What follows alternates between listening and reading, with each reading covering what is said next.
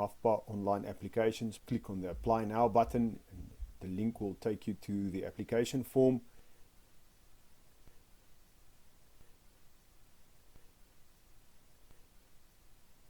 Read the terms and conditions and agree to them before continuing with the rest of the application process.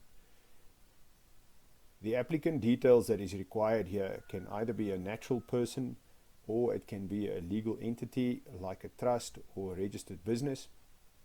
And all the details must reflect the realities of this particular applicant, both in the physical address, the cell phone number, the email and the postal address. And the physical address does not need to be the same as the piece of land or the property that is being registered with MAFPA during this application process.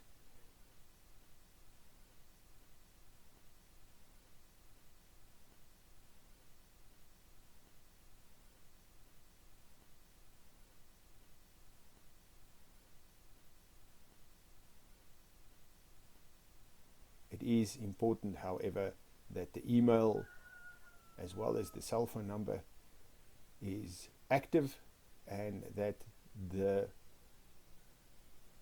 a person who can respond to and will be able to respond to queries and email correspondence sent.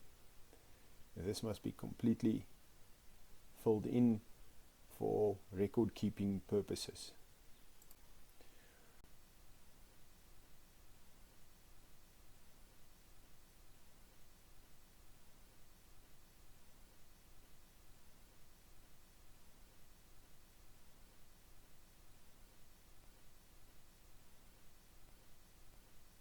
Once the applicant details have been completely filled in, it's time to put in responsible person details.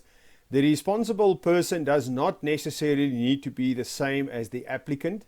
The responsible person can be somebody that is an appointed agent, or it could be possibly when it comes to farms and farming, to the agriculture, it can be a foreman that is appointed or that is actually on a particular land or responsible for a particular operation. But it must be a contactable number for a person that can be contacted regarding any incident that takes place on any of the listed areas. The next is the details of the property. There are 10 fire management areas in the Mangaung Fire Protection Association area of operations. Select the management area, the fire management area. Indicate the hectares that the property is, and you can round it off to the closest hectare. Indicate whether it is a rural or a peri-urban property, and then the property name needs to be also reflected. It is possible to add multiple properties onto the application form. It is imperative that the names, the hectares, and the type of property be filled in correctly for possible future reference and for keeping proper administrative records.